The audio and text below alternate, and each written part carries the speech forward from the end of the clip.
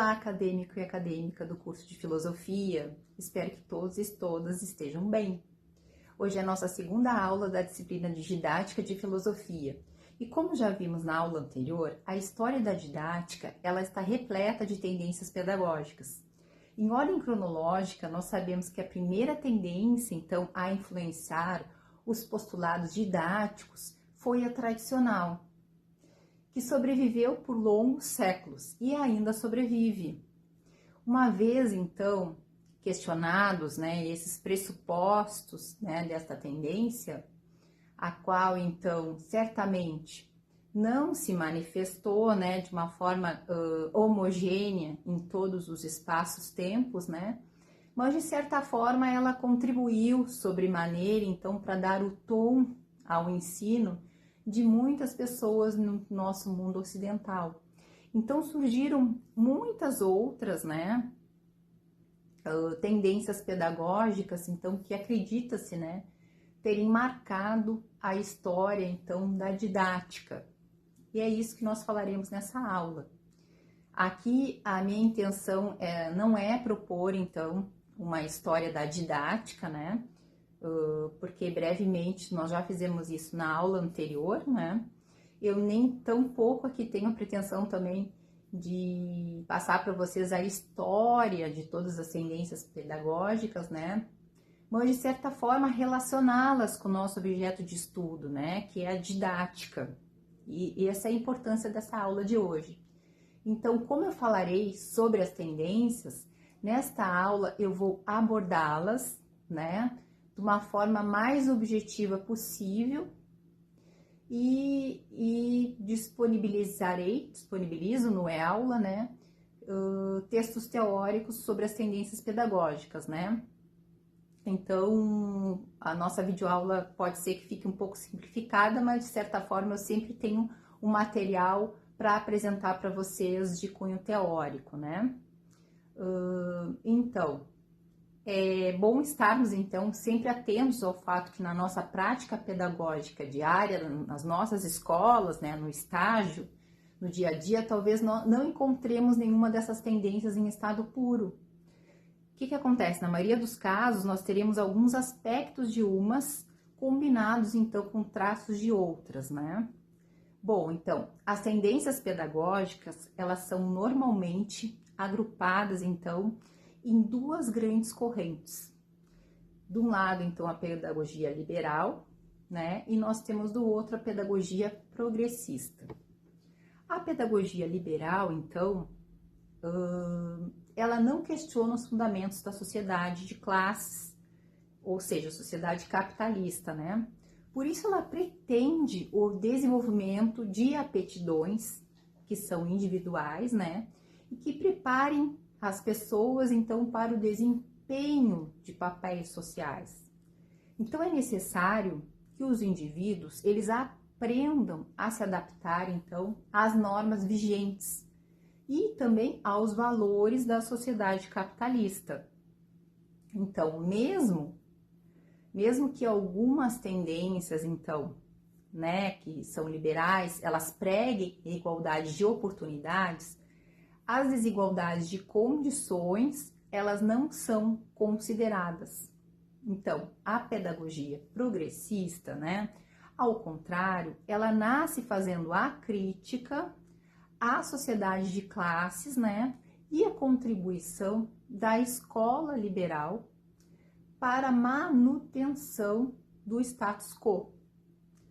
É uma pedagogia, então, que partindo de uma análise crítica das realidades, sociais, então, que sustenta implicitamente, então, as finalidades sociopolíticas da educação, a pedagogia progressista, ela não busca só transformar as relações, então, de ensino e aprendizagem, mas também a transformação da própria sociedade, da própria sociedade capitalista.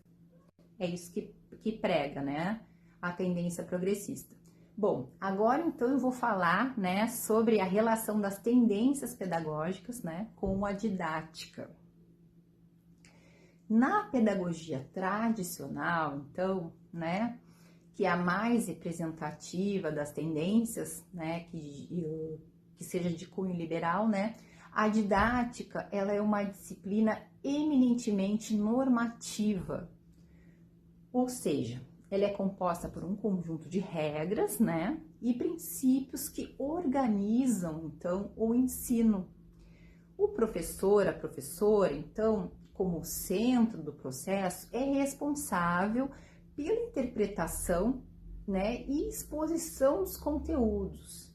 Então, mesmo quando se utilizam alguns recursos didáticos, né, ou seja, a exposição oral, ela não perde seu caráter de centralidade. Então, supõe-se, né, que ouvindo e fazendo exercícios repetitivos, os alunos gravam a matéria para depois reproduzi-la, né? Seja através, então, das interrogações do professor, né? Ou seja através das provas, né? Então, para isso é importante que o aluno preste atenção, né? Porque o mundo facilita-se, porque ouvindo facilita-se o registro do que se transmite na memória. Fala-se muito em decoreba, né, que é o principal meio utilizado pelos alunos, então, para gravar os conteúdos, né, e geralmente os objetivos implícitos ou explícitos, né, eles reportam a formação, então, de um aluno que seja ideal, desvinculado da realidade que o cerca, né, e a matéria, então, a ser ensinada é tratada isoladamente, sem levar em conta, então, os interesses dos alunos, né? E os problemas reais da sociedade e da vida, né? E o método de ensino, ele é ditado, então, pela lógica e pela sequência do conteúdo. A didática, então, tradicional, ela foi o primeiro modelo didático utilizado nas escolas, né? Mas ainda não desapareceu. Pelo contrário, né? Continua vivo e talvez, inclusive, seja o mais adotado no mundo. Atualmente, a gente pode perceber, né? Isso quando a gente se depara com a realidade das escolas, né? Muitas delas.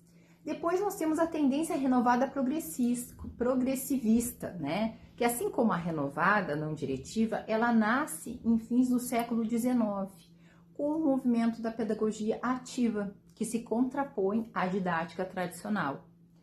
Nessa tendência, o centro do processo ensino e aprendizagem, então, não é mais o professor, como ocorria, então, na didática tradicional, né?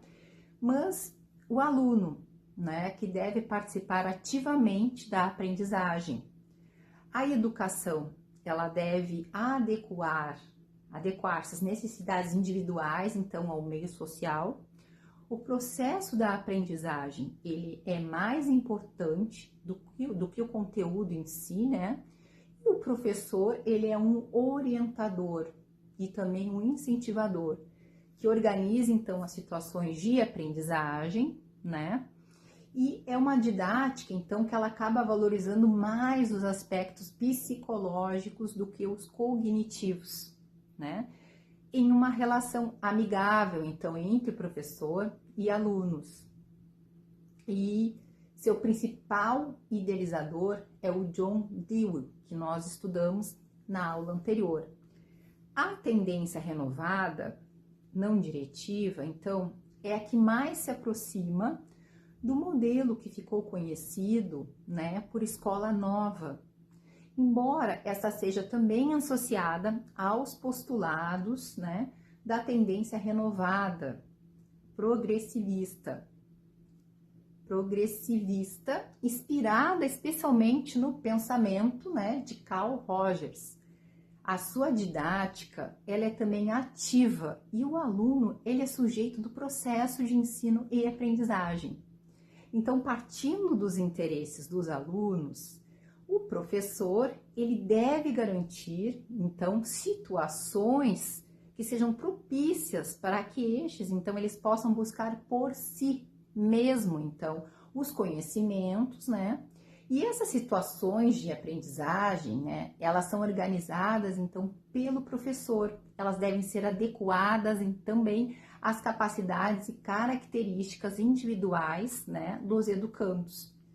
Então, por isso, essa didática, ela acaba dando grande importância aos métodos e técnicas, né, como um trabalho em grupo, atividades cooperativas, né, estudo individual, pesquisas, projetos, né, experimentações, bem como aos métodos também de reflexão, né, e método científico de descobrir conhecimentos, né, assim como na tendência progressivista, né, na tendência não diretiva, os aspectos psicológicos, então, do processo ensino e aprendizagem, né, são bastante valorizados, em detrimento, inclusive, dos conhecimentos, né, sistematizados e habilidades intelectuais dos alunos.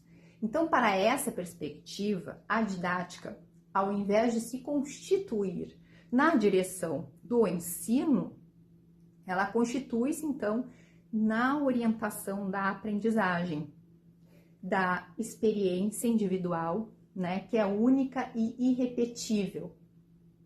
Então, este entendimento da didática, né, ela tem muitos aspectos positivos, principalmente quando se baseia, então, a atividade escolar na atividade mental dos alunos, né, no estudo, na pesquisa, né, de que forma assim que possa visar a formação de um pensamento que seja autônomo.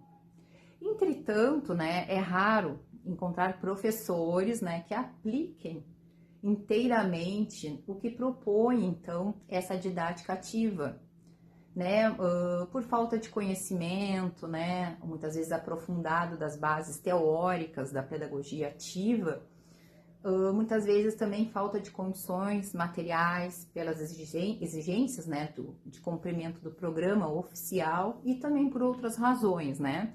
O que fica, então, são alguns métodos e técnicas, né, e assim é muito comum os professores utilizarem, então, procedimentos e técnicas como trabalho de grupo, né, estudo dirigido, discussões e estudo do meio, entre outros, né? Sem levar em conta, então, seu objetivo principal, que é justamente levar o aluno a pensar, a raciocinar, né? Raciocinar cientificamente, né? E a desenvolver, então, sua capacidade de reflexão e a independência de pensamento, que é o principal. Então, com isso, na hora de comprovar os resultados do ensino, né, e da aprendizagem, pedem matéria decorada, né, da mesma forma que se faz no ensino tradicional. Então, a última das tendências, né, de cunho liberal, que veremos, é a tendência tecnicista. Essa tendência, ela se baseia na psicologia comportamental, né, de Skinner, nome do autor, também chamada de behaviorismo. O behaviorismo, então, é uma corrente teórica que ela acredita que a aprendizagem, ela é um processo de condicionamento. Essa tendência, então, tecnicista, ela é também bastante influenciada pela teoria administrativa, né, que a gente chama taylorista, fordista, né, a questão da produção de massa, né, de tudo igual. O tecnicismo, ele é originário dos Estados Unidos e no Brasil ele proliferou-se a partir do final dos anos 60 e início dos anos 70 do século 20. O papel da escola, né, nessa tendência consiste então em modelar o comportamento, né, dos alunos através, né, da utilização de técnicas que são específicas de condicionamento, a fim de integrá-los, então, ao funcionamento da sociedade capitalista. Então, os conteúdos, né, que são estabelecidos por especialistas, eles são ordenados de forma lógica e psicológica, e cabe então ao professor administrar eficientemente então o ambiente, para que ocorra então a assimilação da matéria e dos comportamentos desejáveis então pelos alunos. Assim então, o ensino, né, a tendência tecnicista, né, ele não passa de um processo de condicionamento, né, através do uso de reforço das respostas, né, as respostas que são comportamentais e que se desejam, né, obter. Então, por isso, então, a prática pedagógica, ela é extremamente controlada, né, tanto, então, pelo professor, quanto pelos demais profissionais, né, e também especialistas da educação. As atividades de ensino são mecânicas e completamente programadas, né? Seja pelos profissionais da escola, seja pelos livros didáticos, né? Ou pelos manuais também, manuais instrucionais. E é claro, né, que nessa tendência o papel da escola, enquanto uma eficiente colaboradora no aperfeiçoamento, então, da sociedade capitalista vigente, acaba sendo seu objetivo principal primordial a produção de indivíduos tecnicamente competentes para o mercado de trabalho, certo? A aplicação dos princípios, então, do tecnicismo, também chamado de pedagogia, do condicionamento, também pode ser chamada dessa forma, né? Trouxe diversas consequências, dentre as quais, então, posso destacar para vocês aqui. Por exemplo, no âmbito individual, né? Um aluno ativo, emitindo respostas que o sistema permitir, né? Uma alta eficiência da aprendizagem de dados, né? E processos, só que o aluno não questiona os objetivos, nem o método, né? Tampouco ele participa em sua seleção. O aluno, por exemplo, ele tem oportunidade de criticar as mensagens, ou seja, os conteúdos do programa, né? O tipo e a oportunidade dos reforços, eles são determinados pelo programador do sistema, né? E a tendência ao individualismo também, salvo quando o programa, né, estabelece lá oportunidades de coparticipação. Uma tendência também à competitividade, ou seja, o aluno mais rápido ganha em status, né, em acesso a materiais. Também uma tendência a renunciar à originalidade e à criatividade individuais, né? Ou seja, as respostas corretas são pré-estabelecidas, né? Já tem uma resposta correta. No âmbito social, por exemplo, a gente pode ver essa tendência, né, como uma robotização da população, com uma maior ênfase, então, na produtividade e na eficiência do que na criatividade e na originalidade. Então, costumes de uma dependência de uma fonte externa para o estabelecimento de objetivos, de métodos e reforços, né? O desenvolvimento da necessidade de ter um líder, né? Da falta de desenvolvimento de consciência crítica, né? E cooperação.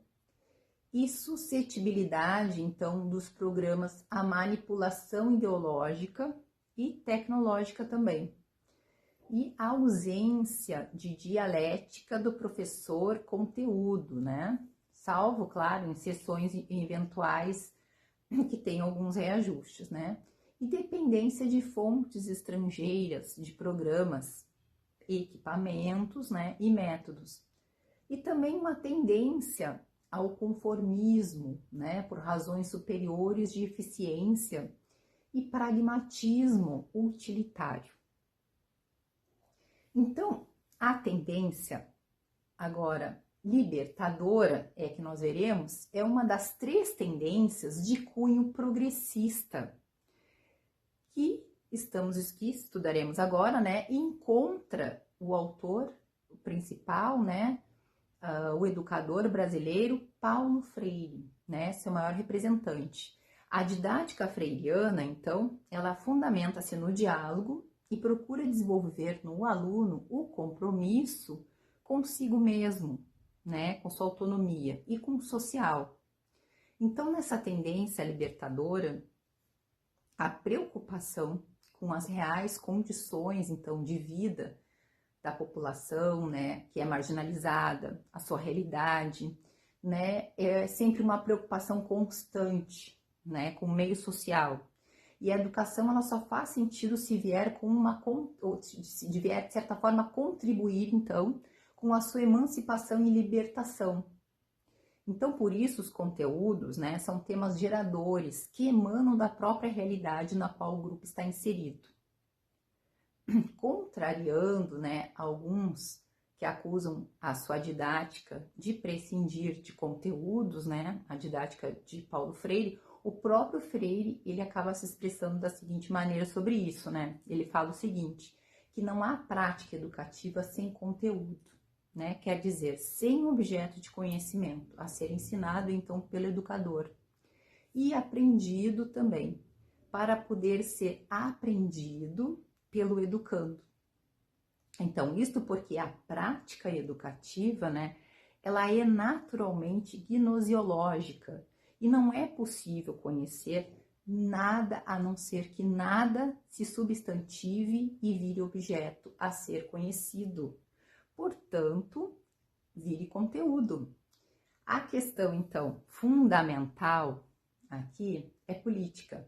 Então, tem que ver com que conteúdos ensinar, a quem e a favor de que e de quem, contra que, como ensinar, né?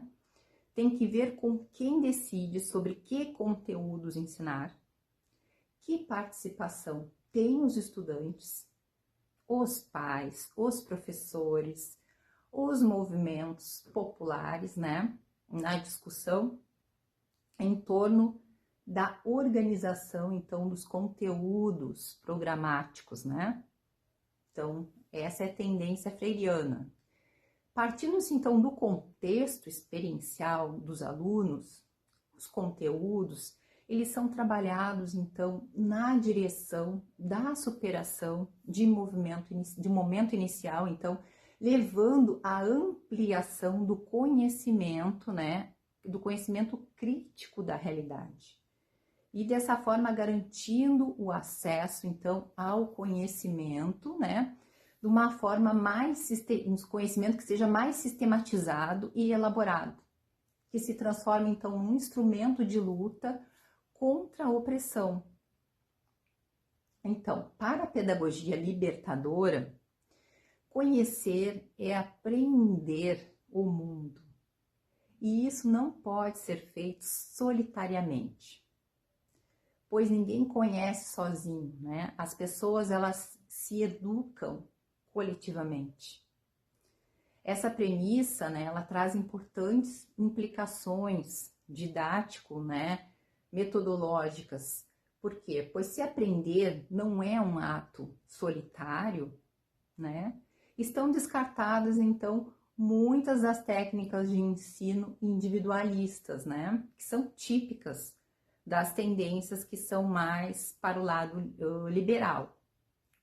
Então, a pedagogia freiriana, ela foi utilizada, primeiramente, então, na educação de adultos, né, em movimentos sociais e movimentos também sindicais.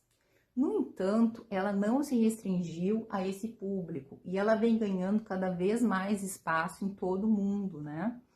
Entre os educadores, então, né, que acreditam na possibilidade da construção de uma sociedade que seja verdadeiramente democrática, né, tanto do ponto de vista político, quanto também econômico, né, cultural e social, a tendência, então, nós temos também a tendência libertária, né, que também é incluída entre essas tendências progressistas.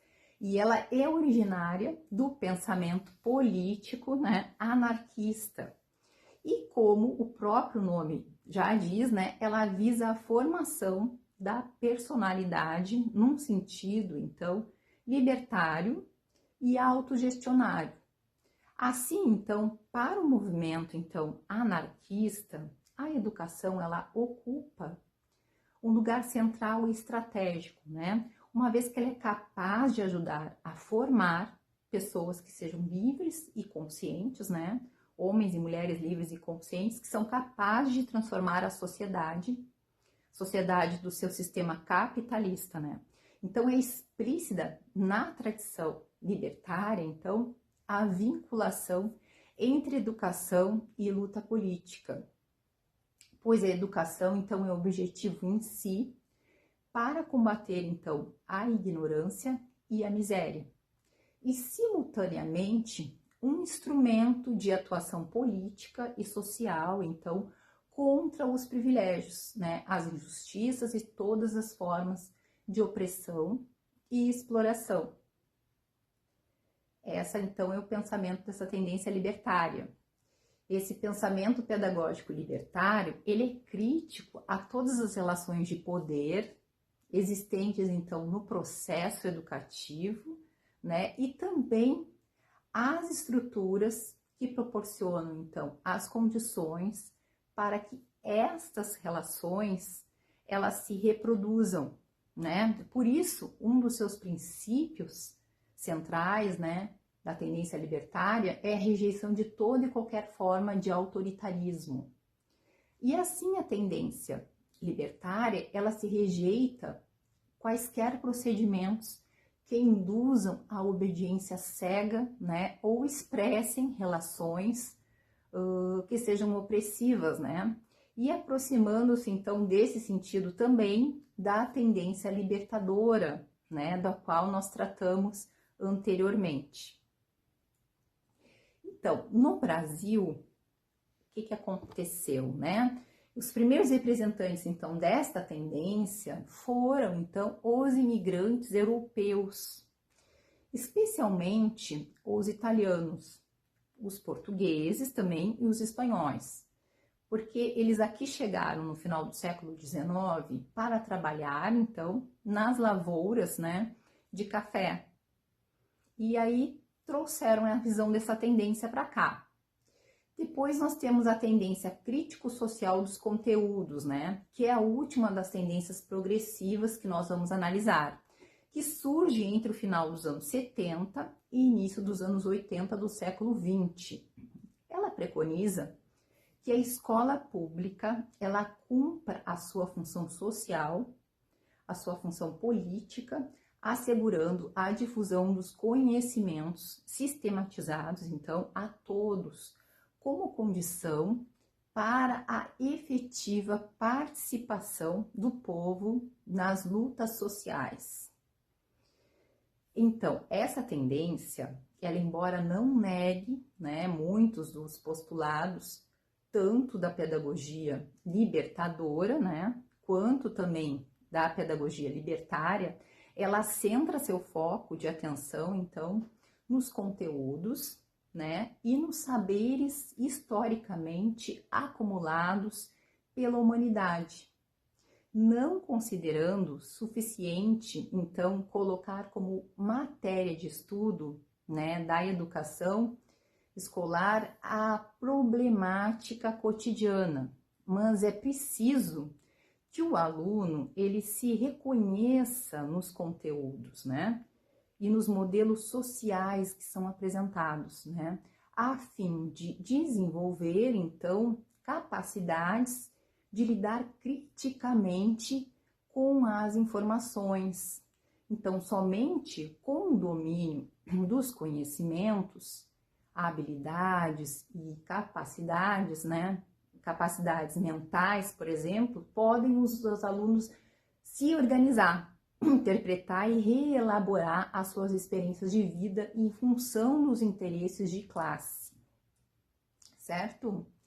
Então, nesta tendência, defende-se também, né, então, que os conhecimentos sistematizados, eles devem ser, então, confrontados com as experiências, né, de vida e socioculturais dos alunos, né? Do ponto de vista didático, o ensino ele consiste na mediação, então, de objetivos e conteúdos e métodos, né, que assegurem, então, o encontro formativo entre os alunos, né, e as matérias escolares, que é o fator decisivo, né, da aprendizagem. Então, como a escola ela é parte integrante do todo social, devem servir, então, aos interesses populares, né? Garantindo, então, um ensino de qualidade, né? E preparando o aluno para a sua inserção no contexto social de forma organizada e ativa. E o papel do professor é mediar a relação, então, de troca entre o aluno e o meio. E a partir, então, desses conteúdos, né, escolares, os métodos, eles devem buscar, então, a coerência entre a teoria e a prática. A correspondência entre os interesses, então, desses alunos e a matéria de ensino. Então, a aprendizagem, ela caracteriza-se, então, pela superação da visão parcial e confusa, né, por uma visão mais elaborada, uma visão mais clara e mais unificadora, por exemplo, né? Então, essa tendência, ela atribui, então, grande importância à didática, cujo objeto de estudo é o processo, então, de ensino, nas suas relações, né, e ligações, então, com a aprendizagem. Assim, as ações de ensinar, né, e aprender, elas formam uma unidade, né, mas não são a mesma coisa, pois cada uma, né, ensino, aprendizagem, tem a sua especificidade. O objetivo da didática, então, é a direção do processo de ensinar, tendo em vista, então, as finalidades que sejam sociopolíticas, né, que sejam pedagógicas, e as condições e os meios. Essa direção, entretanto, ela deve dar espaço, então, para a autoatividade dos alunos. Isso é muito importante. Esses conhecimentos, eles tanto teóricos quanto práticos, né, da didática, eles fazem um vínculo entre o pedagógico e a docência muito importante, esse vínculo que faz, né? Porque eles ligam para quê, né? Ou seja, as opções políticas, filosóficas, sociológicas, pedagógicas e o como da prática docente, né? A pedagogia, então, crítico-social, ela toma partido dos interesses majoritários, então, da sociedade, atribuindo, então, à instrução e ao ensino, então, o papel de proporcionar, então, aos alunos o domínio, né, de conteúdos científicos, os métodos de estudo, né, e habilidades, e hábitos também de raciocínio científico, né, de modo a ir informando uma consciência crítica face às realidades sociais e capacitando-os, então, a assumir no conjunto das lutas sociais, então, a sua condição de agentes ativos